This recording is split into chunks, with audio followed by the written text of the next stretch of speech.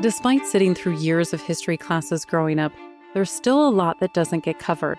While some facts of the past have been forgotten, a few particularly grotesque periods have been deliberately kept hidden. One specific time in early modern Europe seems to have set the stage for today's horror stories of vampires and mummies.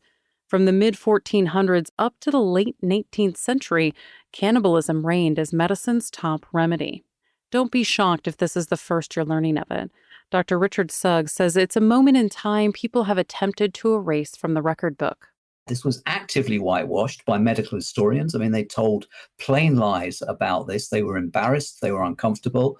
They claimed that it had been stopped in the 16th century by Ambroise Paré, big French surgeon. He did nothing of the sort. He hated the whole thing, but he said this is the first and last medicine of all our practitioners against bruising and other things. And it was going on very profitably until the time of George III. Sugg is a historian and author of the book Mummies, Cannibals, and Vampires. It details this history of Europeans consuming human bones, blood, and fat. Though it was a popular practice all over, and especially in England, Germany, Italy, and France, the Europeans still looked down upon other cultures, like Native Americans, for similar activities. People's identity as European white Christians from the 16th century to now, essentially, I suppose, was founded on the idea that they were civilized, that they were not savages, that successively the Native Americans who were slaughtered in genocidal numbers in America well before what we think of as the Native American Indian slaughters. This was going on at the hands of the Spanish in the 16th century. These people were the savages. They ate human flesh. They murdered people to eat them. Actually, all the cannibalism they performed was highly ritual, religious, sober, honorable, respectful, and not like the really down and dirty industrial processing that was going on for medicine in Europe, which would include grave robbing. Corpse medicine was so pervasive in these societies that it was being practiced at every level of wealth. One thing you're not taught at school about the Stuart Kings is this. James I refused corpse medicine, although he was probably about the most disgusting monarch that ever lived in Britain, and there's quite a lot of competition for that. Charles II made his own corpse medicine, and he took it in his final illness, which saw him on his deathbed in 1685. And Charles I was made into corpse medicine.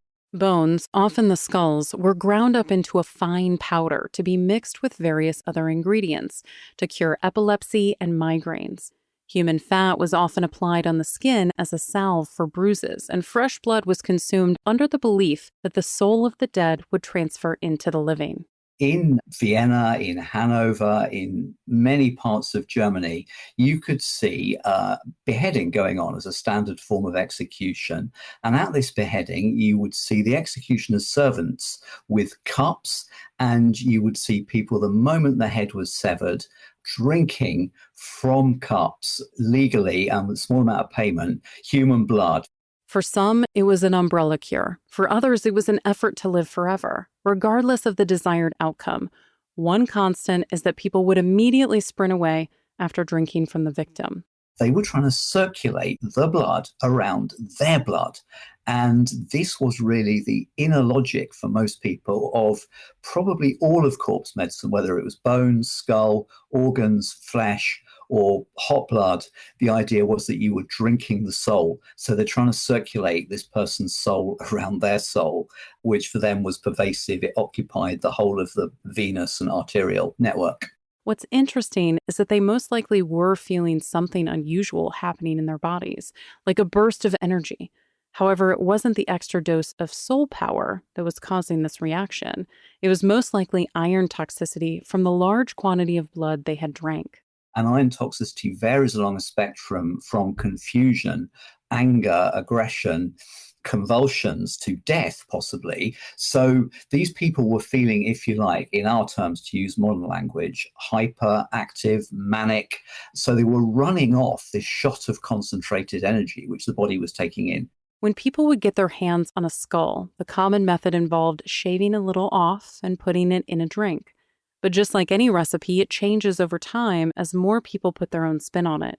If you look at the classic recipe for corpse medicine, you'll know that there was a split. You started off with people smuggling Egyptian mummies from Egypt over to Europe and pulverizing this very old, dry, friable body material. And then the big question became not should you eat people for medicine, but what sort of person should you eat for medicine?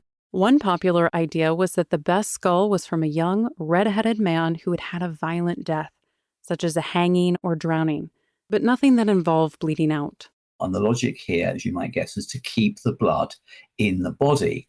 So what is it about this man? Well, his blood is of a particular type because he's red-haired. His skin looks obviously very fair. And he's young.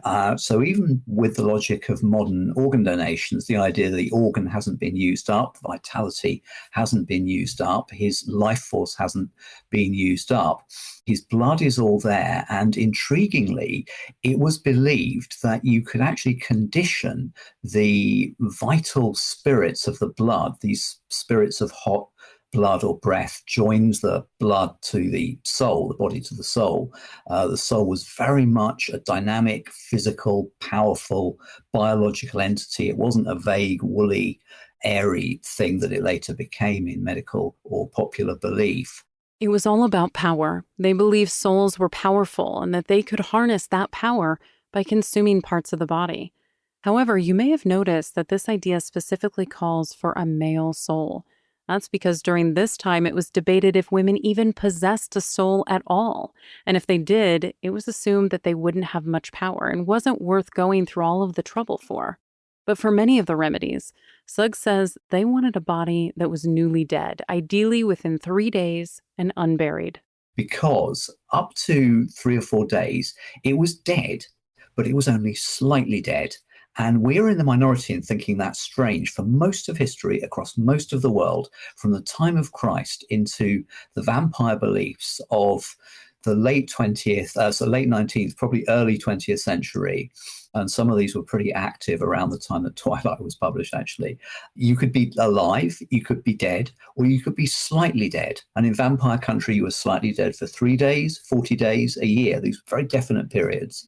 The belief was that during this period of slightly dead, the soul was smoldering on the body like the last embers in a fireplace and could still be harnessed. This was through the blood, flesh, bones, and in some instances, moss that grew on the skull of unburied bodies. Unfortunately, the Irish rebellion against the English government's expansion was a main source of unburied skulls during this time. Over in Ireland, when people were being massacred, particularly by a character called Humphrey Gilbert, who was knighted for his pains, there was nobody left to bury them. They slaughtered women and children on the basis that, nobody should be allowed to harbour or feed or help these supposed rebels who were trying to defend their own country.